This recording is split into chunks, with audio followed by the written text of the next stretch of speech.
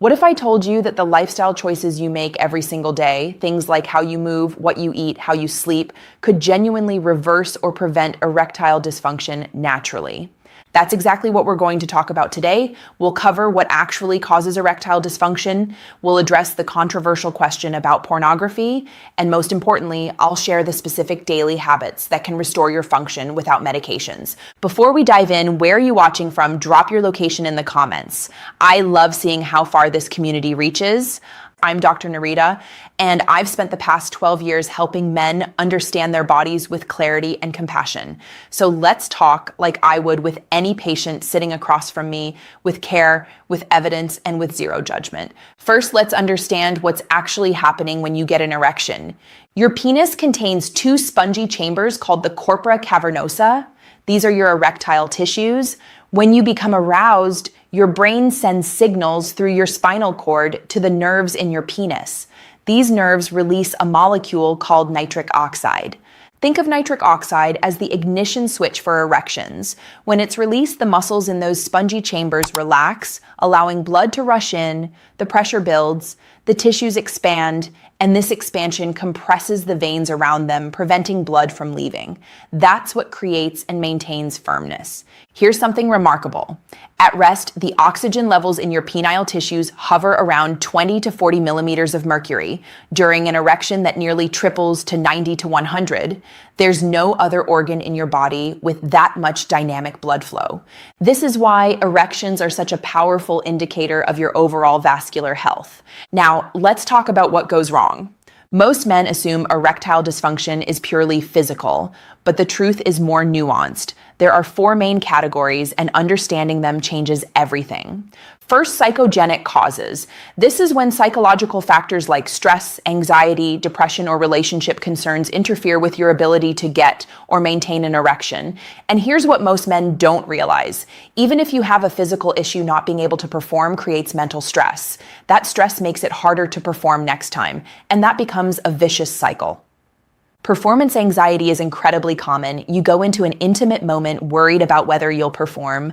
That worry triggers a stress response, and stress suppresses the very signals your body needs to create an erection. Second, vascular causes. This is the most common physical cause. When you have conditions like high blood pressure, high cholesterol, diabetes, or heart disease, your arteries become stiffer and narrower, less blood flows in, nitric oxide production drops, and those spongy tissues don't fill properly.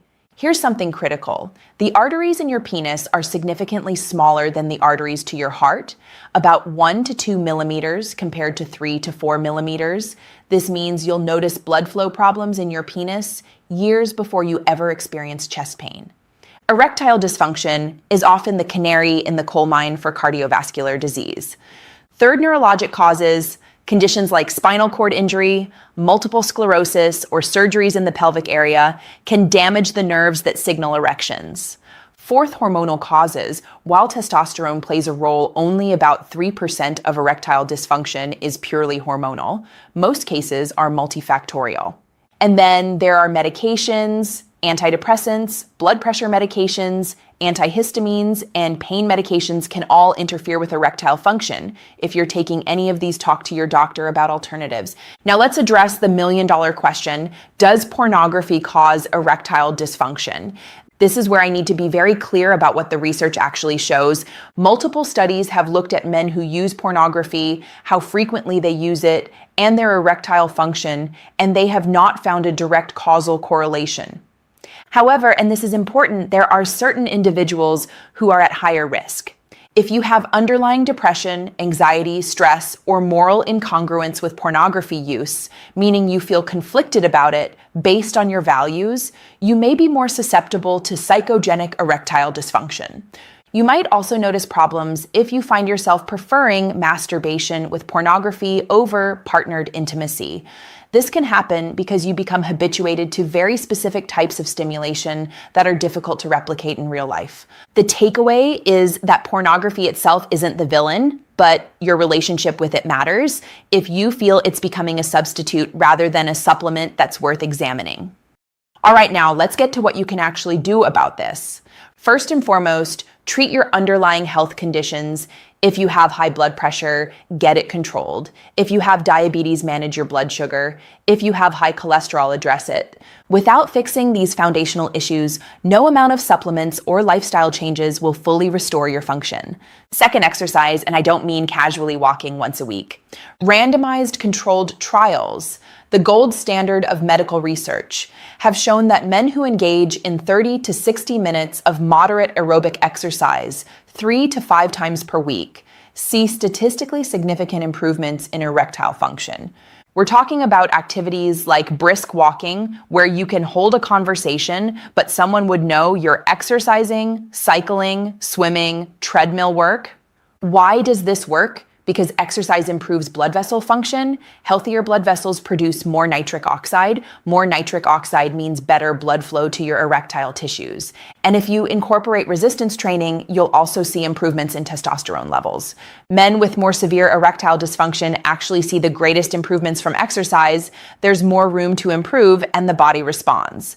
Third, prioritize sleep. Sleep is perhaps the most underutilized treatment in medicine. When you get quality sleep, meaning uninterrupted with adequate deep sleep and REM cycles, your testosterone production improves significantly.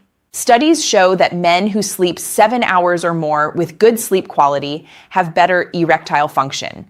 And beyond erections, sleep improves your mental clarity, your mood, and your overall resilience. If you're not sleeping well, this alone could be sabotaging your performance. Fourth, optimize your diet. A 2020 study published in JAMA Network Open followed over 21,000 men for about 10 years. They found that men who followed a Mediterranean diet had the lowest risk of developing erectile dysfunction. This diet emphasizes plant-based foods, fruits, vegetables, whole grains, nuts, legumes, olive oil as your primary fat source, fish and poultry in moderate amounts, limited red meat, and herbs and spices instead of salt. The key is avoiding processed foods and focusing on whole natural ingredients. Specific foods that show promise include flavonoid-rich foods like apples, citrus fruits, grapes, onions, tea, dark chocolate, and kale. These contain antioxidants that reduce inflammation and improve blood vessel function. Omega-3 fatty acids from fish can help increase nitric oxide availability. And watermelon, interestingly, is rich in citrulline, an amino acid that converts to arginine in your body. Arginine is a precursor for nitric oxide. Fifth, stop smoking. Smoking damages blood vessels and nerves. It lowers tissue elasticity. It can actually cause your penis to shrink due to reduced blood flow. Studies show that smoking increases your risk of erectile dysfunction by 50 to 116% compared to non-smokers.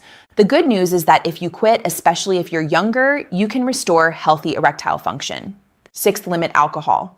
In large amounts, alcohol is a sedative. It can cause temporary erectile dysfunction. Used chronically, it can affect your hormones and nerves, creating long-term issues. Try to limit yourself to less than 1 drink per day. Better yet, minimize alcohol entirely if you can. And seventh, avoid recreational drugs. Chronic use of amphetamines, cannabis, opioids, and other substances has been linked to erectile dysfunction. They can disrupt hormone production, damage blood vessel lining, and interfere with the neurological signals your body needs. Here's what I want you to remember. Erectile dysfunction is not a character flaw. It's not an inevitable consequence of aging, and it's certainly not something you should suffer through in silence. Your body is giving you information, and when you listen, when you address the underlying causes, when you make consistent daily choices that support your vascular health, your hormonal balance, and your mental well-being, you give your body what it needs to restore function. Small changes compound over time, starting an exercise routine, improving your diet, getting better sleep, managing stress. These aren't just about erections. They're about your heart, your brain, your overall vitality.